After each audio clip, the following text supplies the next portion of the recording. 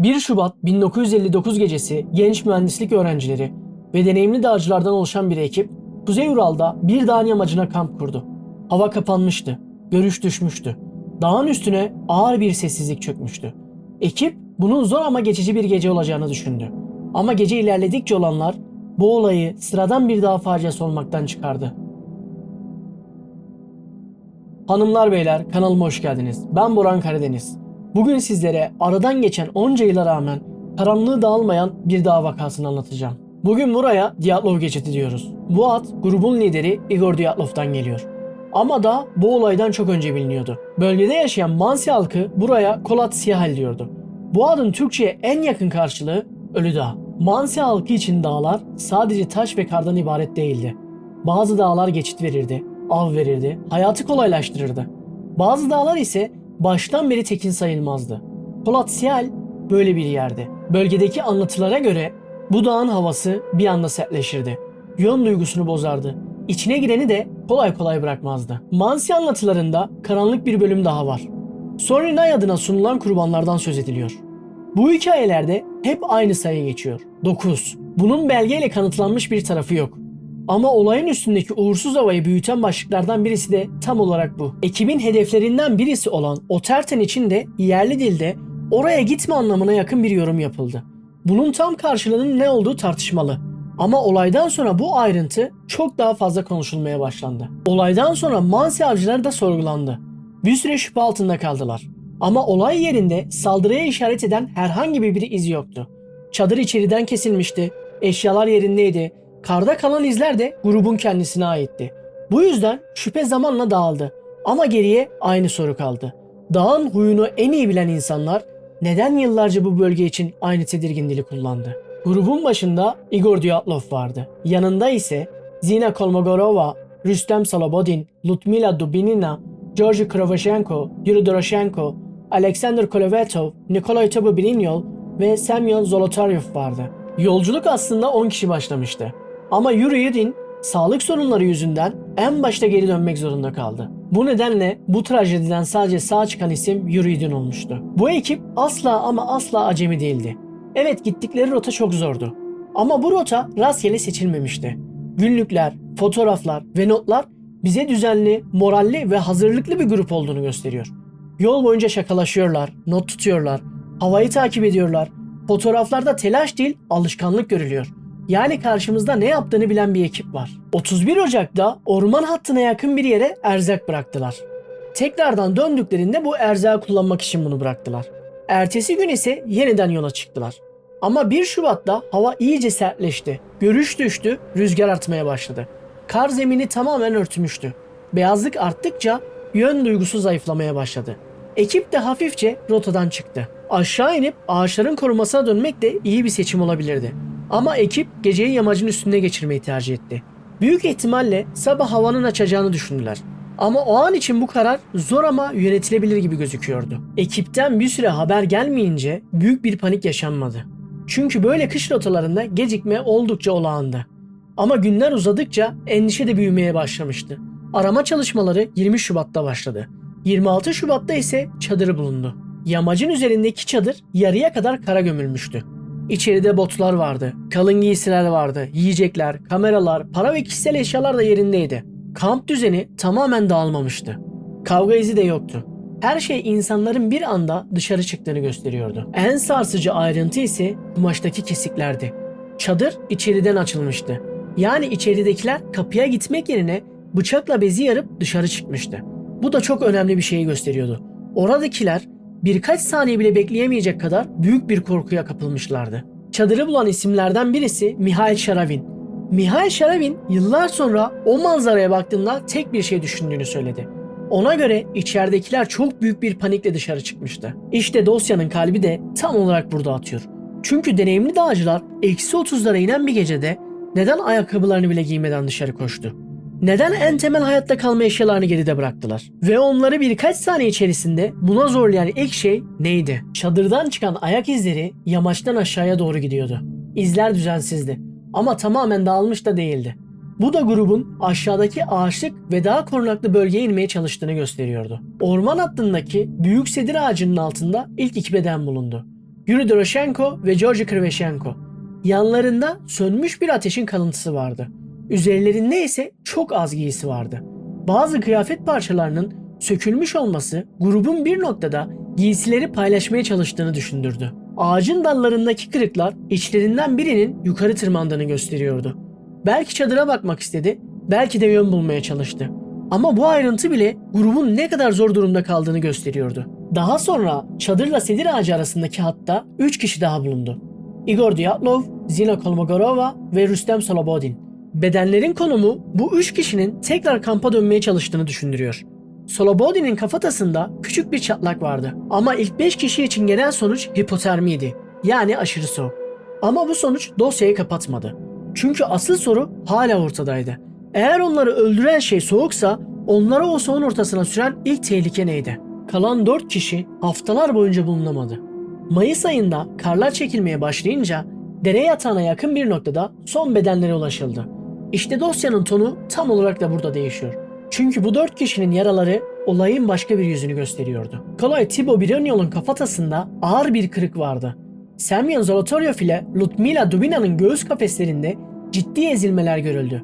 Alexander Kolatov'un boynunda bozulma da dikkat çekiyordu. Dubina'da ise dil ve bazı yumuşak doku kayıpları vardı. İlk bakışta bu ayrıntılar vahşi bir saldırıyı düşündürüyordu. Ama adli incelemelerde bazı doku kayıplarının aylar süren çürüme, su teması ve hayvan etkisiyle oluşmuş olabileceği yazıldı. Uzmanlar özellikle göğüs ve kafatası travmalarını trafik kazalarına görülen iç ezilmelerle kıyasladı. Dış yaralanmalar ise tamamen sınırlıydı. Ama içeride çok ağır hasar vardı. İşte dosyayı değiştiren şey de buydu. Çünkü burada sadece donarak ölme tablosu yoktu. Çok güçlü bir baskı ya da darbe ihtimali de vardı. Son 4 kişinin bulunduğu yerde karın içine hazırlanmış bir sığınak izlenimi veren bir yapı kayda geçti. Bu da grubun panikten sonra yeniden toparlanmaya çalıştığını düşündürdü. Ama bütün bu ayrıntılar bizi yine aynı yere getiriyor. O kadar büyük bir basınç neydi? Küçük bir kar yağılması mı, dere yatağında yaşanan bir çökme mi, yoksa dosyadaki başka karanlık halkalardan birisi mi? İlk resmi sonuçta yaşananların nedeni karşı konulamaz bir doğal güç diye yazıldı. Yani dosya açık bir sebep vermedi. Geniş ve belirsiz bir cümleyle kapatıldı. Soruların büyük bir kısmı da bu yüzden açık kaldı. Yıllar sonra dosya yeniden açılınca radyasyon başlığı da yeniden gündeme geldi. Çünkü adli kayıtlarda bazı giysi örneklerinde normalin üstünde radyoaktif iz bulunduğu yazıyordu. Bunun hemen ardından şu soru soruldu. Bu iz o gece mi oluştu yoksa daha eski bir temastan mı geldi? Radyasyon başlığında en sık geçen isim Georgi Krivoshenko oldu. Çünkü onun Sovyet nükleer sanayisiyle bağlantılı işlerde çalışmış olabileceği söylendi. Bu yüzden bazı araştırmacılar kıyafetlerdeki izin kaynağını dağdaki geceye değil daha eski bir temasa bağladı. Radyasyon kadar konuşulan diğer başlıklardan birisi de gökyüzündeki ışıklardı. Arama ekibindeki bazı kişiler ve bazı gözlemciler gökyüzünde turuncu sarı ışık kümeleri gördüklerini anlatmışlardı. Bu anlatımlar yüzünden ışıklar askeri deneme ihtimaliyle birlikte anılmaya başlandı. Çünkü o dönemde Sovyetler Birliği'nde füze ve roket testleri yapıldığı biliniyordu. Soruşturmayı yürüten Lev Ivanov, yıllar sonra ateş küreleriyle ilgili kısmın rapordan çıkarılması yönünde baskı gördüğünü de söyledi. Bu açıklama tek başına askeri deney kanıtı sayılmadı. Ama dosyadaki sis perdesini daha da kalınlaştırdı. Bazı bedenlerde görülen turuncuya çalan cilt tonu da fazlasıyla konuşuldu. Ancak tıbbi açıklamalarda bu durumun donma, açık havada kalma ve çürüme süreciyle alakalı olabileceği söylendi. Teoriler aynı soruya cevap vermiyor. Bazıları çadırdan neden çıkıldığını açıklamaya çalışıyor, bazıları ağır yaraları açıklıyor, bazıları da dosyadaki gizliliği. O yüzden hepsine ayrı ayrı bakmak gerekiyor. Teorilerden birincisi tabaka kar kayması. Tabaka kar kayması dosyada en sık anılan açıklamalardan biri oldu. Buradaki mesele dev bir çığ değil, yamacın üzerinde biriken sert kar tabakasının çadıra baskı yapması ihtimali. 2020'de Rus savcılığı kötü görüşü, kar baskısını ve ardından gelen hipotermi zincirini resmi sonuca koydu. 2021'de yayınlanan fizik modeli de bu ihtimali destekleyen bir çerçeve sundu. Bu senaryoya göre ekip üstlerine binen kar yükü yüzünden kumaşı kesip dışarı çıktı. Bu teori çadırın neden içeriden kesildiğini açıklamaya çalışıyor. Aynı zamanda bazı ağır iç yaralanmalar için de bir açıklama sunuyor. İkinci teorilerden bir tanesi ise katabatik rüzgar. Katabatik rüzgar teorisi de öne çıkan başlıklardan birisi oldu. Bu yüksekten aşağı çöken çok sert ve çok soğuk bir hava akımı demek. Bu teoriye göre ekip çadırı o anda koruyamayacağını anlamıştı. Sonra aşağıdaki ağaç hattına indiler. Hava hafiflerse geri dönmeyi düşündüler. Düzenli ayak izleri de bu ihtimalle uyumlu gözüktü. Diğer teorilerden bir tanesi de askeri deney, ışıklar ve örtbas iddiaları. Bu başlıkta önce kayda geçen kısmı ayırmak gerekiyor. Dosyada turuncu sarı ışık anlatımları var.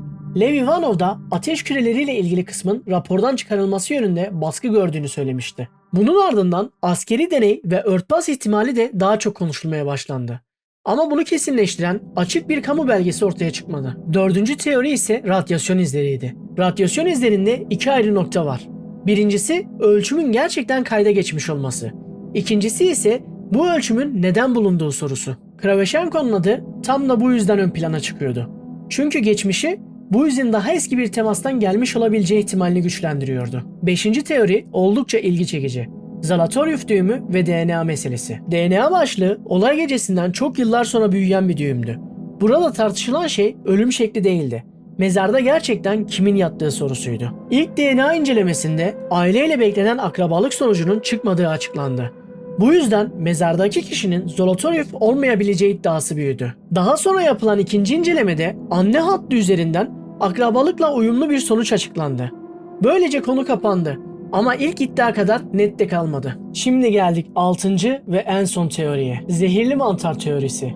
Zehirli mantar, toplu histeri ya da açıklanamayan bir içecek etkisi gibi başlıklarda zaman zaman gündeme geldi. Ama bunları destekleyen herhangi bir güçlü veri ortaya konamadı.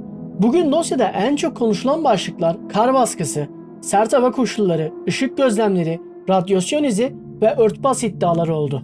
Ufak bir hatırlatma yapmak istiyorum. Eğer videoyu buraya kadar izlediyseniz lütfen abone olup like atarak bana destek olun. Çok teşekkür ediyorum. Bu dosyada bedenler bulundu, günlükler bulundu, fotoğraflar, çadır ve ayak izleri bulundu.